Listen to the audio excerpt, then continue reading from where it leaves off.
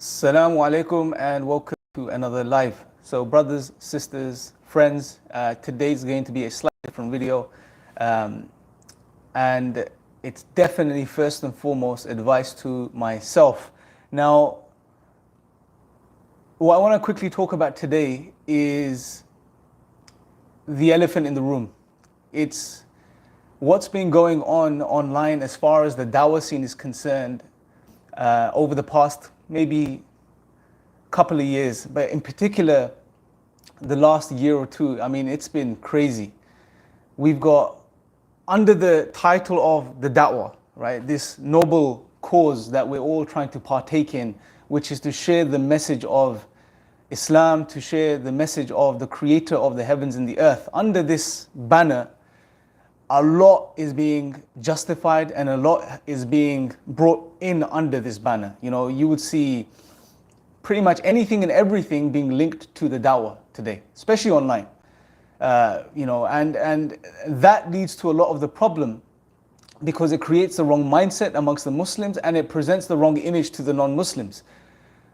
And another thing we need to keep in mind is that unfortunately we find ourselves, or a lot of the videos that are coming online now, and I'm not going to name specific people or channels or anything like this, but a lot of the stuff that's appearing online under the banner of the Dawah, under the umbrella of Dawah, you know, that we're seeing today is responding to this person, reacting to this individual, refuting this person, going at each other back and forth, you know, like, I don't know, crazy animals in some cases.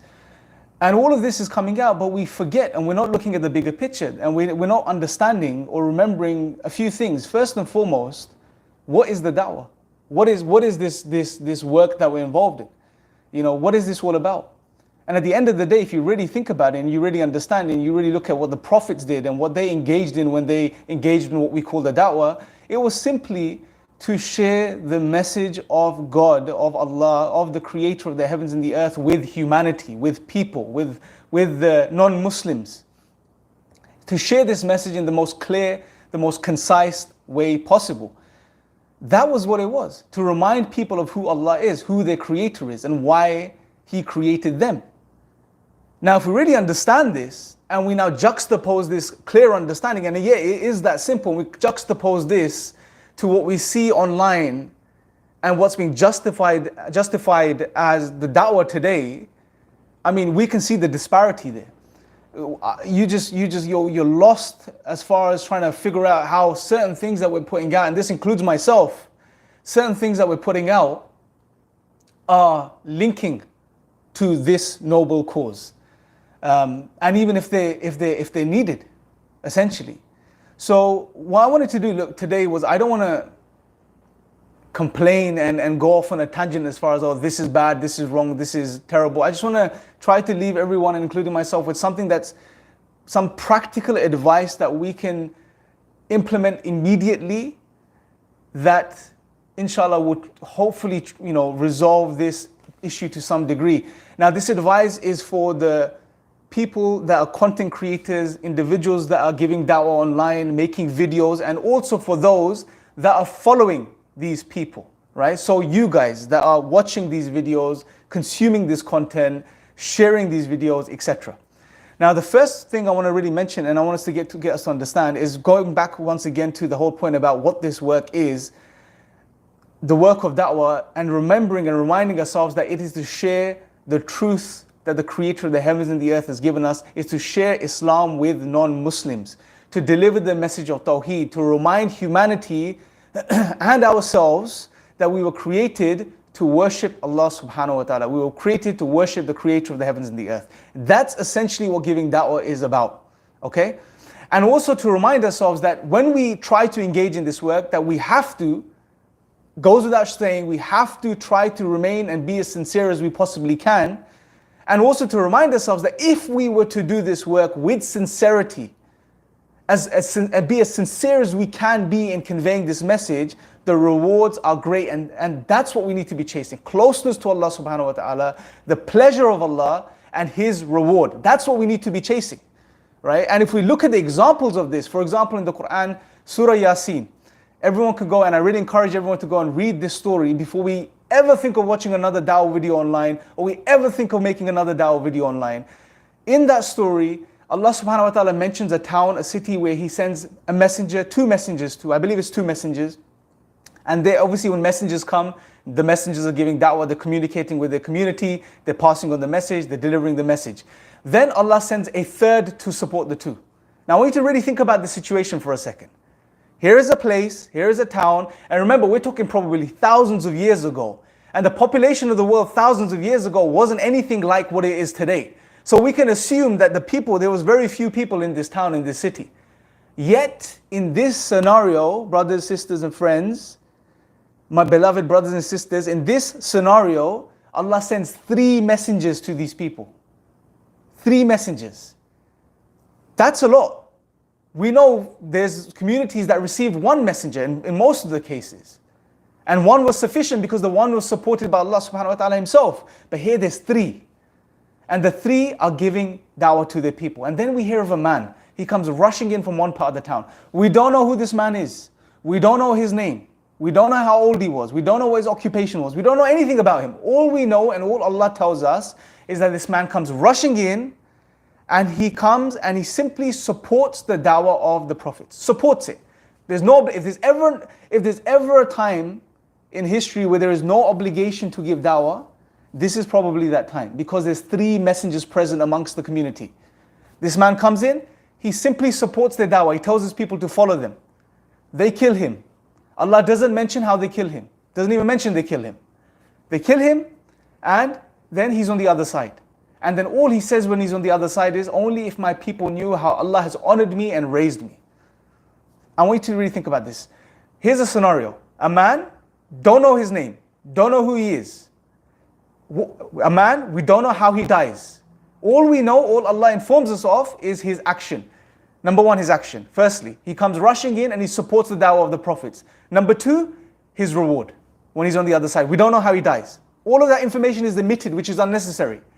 Allah is getting us to, or reminding us, the focus here is, or what we need to focus on is, the man's action, which is to support the da'wah merely, and obviously he was sincere, and then his reward. He's elevated in the hereafter to such a degree that all he wants is his people to know how Allah has honored him and elevated him. SubhanAllah, Allah subhanahu wa ta'ala honors him to such a degree, and I want you to really pay attention to this point. To such a degree, this is the point Sheikh Yawar Beg makes, phenomenal point. Allah elevates this man to such a degree that Allah records his words in the Quran, so the rest of humanity to the day of judgment will know how this man was honored. The man wanted his community to know. Allah honors him to such a degree that the whole of humanity till the day of judgment is going to know how Allah honored this man. Brothers and sisters, this is the potential reward of this work if we do this sincerely for the sake of Allah. I want us to really pay attention to this point. The da'wah is not a joke. And I'm reminding myself as I'm saying this, because this is seriously not a joke. The da'wah is a very serious act, which is to call people to the worship of Allah. It's the greatest job. It's the greatest occupation. It's the occupation of the prophets of Allah. And now it's a responsibility upon the ummah of the final messenger of Allah, the Prophet sallallahu alaihi wasallam. And we have turned it into a joke online. At least online. It's a joke. We put everything and anything, you know, the uncle's shaving cream, the auntie's, I don't know, old wardrobe, everything and anything under the dawah. Just throw it there. Throw it under the dawah. Call it the dawah, put it out there. And we're completely heedless of the fact of what we're working with here. The severity of getting this wrong. Of doing this for the wrong reasons. Of being insincere in doing this. I mean, we're not, and even the potential reward for doing this with the right intention. We're not thinking about these things. I mean, and another thing I want us to focus on and think about, just quickly, is we're putting all of this out there, just mindlessly, it seems like. The content and stuff we're putting out there. But what we're forgetting is that the recipients, who should be the recipients, which is those people that don't know the message, that are looking for the truth, and we live in a world where people are looking for the truth, no doubt. People are lost. We live in a postmodern society where people are lost and they need the truth. They're looking for the truth. Their fitrah is yearning for the truth. But we're putting out stuff where we're attacking each other and refuting each other. Now imagine a non-Muslim comes across that video online. He's looking for the truth. He has an itch inside him. He's looking for the truth of life. What's it all about? He's looking for God. He comes across a video, sees some Muslims going at each other. Put your Dawah hat on for a second. What's that person going to think? Really, what is he or she going to think? Oh, here are the people that claim to follow the creator of the heavens and the earth. Here are the people that claim to follow God, who is uniquely one. The concept of God that makes sense to me, but the actions of these Muslims are not making sense to me. Because the way they're going at each other, can they really be followers of the creator of the heavens and the earth? Can they really? That's what's going to be going on inside their minds. They're bickering over trivial things. I'm actually being entertained right now. But that's not why I came here. I came here to learn about the creator. I came here to learn about my creator, my Lord, the one I was created to worship. That's not happening. So we have to be very vigilant and mindful of what we're doing, brothers and sisters, of what we're putting out there. Now, I want to conclude and wrap up on a few tips to keep in mind. Firstly, let me address you guys that are following and watching this content. Brothers and sisters, you have a huge role to play in this, right? If you recognize something is not the da'wah, boycott it. At least from the perspective of don't watch it. In the comment section, remind us, the brothers and sisters that are putting out content which has hardly anything to do with the da'wah, remind us to fix ourselves, right? Because don't act like fans, right? Don't act like fans. Because wallahi, brothers and sisters, you're not going to be there on the day of judgment cooling these people off. Don't be fans. Be the mirror that these people need. We need. Be that mirror. Remind us, no, this is off. Don't do this. This is not good for the da'wah. If you really feel like this, at least put that out there. That's a hallmark of a believer. To help one another. To correct one another. Right? Do it obviously in the best way possible, with the best use of language and with compassion and love, but do it nevertheless. Private message the people. Don't expose them public. Private message them to start with. So you have a role to play. Don't feed the monster from your end. Because remember, sincerity, we all struggle with it. No one's a saint. We're not perfect. So when we look at the views are going up, the subscribers are going up, and we're thinking, okay, what I'm doing is good.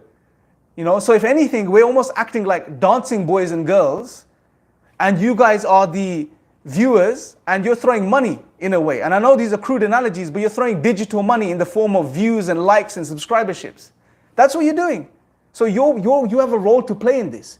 Don't feed that monster, right? Correct us when we go wrong. And the brothers and sisters, honestly, wallahi, I hope this is coming from the right place. Those individuals, all of you, and I know some of you, I don't know some of you, those that are making content online, dawah content online, brothers and sisters, don't have the mindset that you're doing it for the audience, or you're doing it for what's going to bring in views, or what's going to bring in subscribers, or what's going to bring in likes. That shouldn't be the objective. That shouldn't be the objective. The only thing you should have in mind is two things. Number one, will Allah be pleased with this action of mine? Am I using the faculties and abilities that Allah has given me and the tools that He's given me to put out something for the people, which is an opportunity to gain loads of reward? I'm putting out something which Allah will be pleased with, and that will bring me closer to Allah and His reward. That's the first thing we need to keep in mind. And the second thing is has this got any value?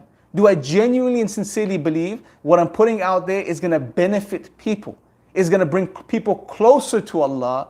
Is going to bring non-Muslims closer to Allah? And is going to bring Muslims closer to Allah? Does it have that value? Keep just these two things in mind and think about these two things before you do anything. And that hopefully will help us a lot in when we're putting out content and we're putting out stuff. So, brothers and sisters, may Allah bless you all. I'm definitely going to be trying to implement some of these things. I know the mistakes I've been making. I've been called out for some of the mistakes by brothers personally and online as well. Where I've clickbaited something, or maybe overly clickbaited something. I've maybe, to be honest, I can sit here and tell you right now, I'm not pointing a finger. I'm pointing the finger first and foremost at me, because I've put out stuff recently as well, maybe over the past couple of months, which to be honest has very little value as far as benefiting people, and as far as bringing people closer to Islam, and as far as bringing me closer to Allah, as opposed to views and subscriberships and stuff like this. So I'm going to be definitely keeping an eye on that. Hopefully you guys will be keeping an eye on that too. Share this with those that you think will benefit. And yeah, like I said, brothers and sisters, you guys are 50-50 partners in this. Wallahi. You know, you may think you're sitting back, you're just a single viewer, a single subscriber, watching a video, being entertained, but it's far greater than that. It's those individuals that make up a community, and it's those individuals that make up those millions of views or hundreds of thousands of views. So be responsible. That's what we have to be. We have to be responsible, and we have to look out for each other and help each other in this regard, because we live in dangerous times and we have very dangerous tools in our hands. So let's help each other. Use them. If we're going to use them in the right way. May Allah subhanahu wa ta'ala bless you all. May Allah subhanahu wa ta'ala allow us all to be sincere and and just to make the most of this life. May Allah bless you. I'll leave you guys with that. Assalamu alaikum.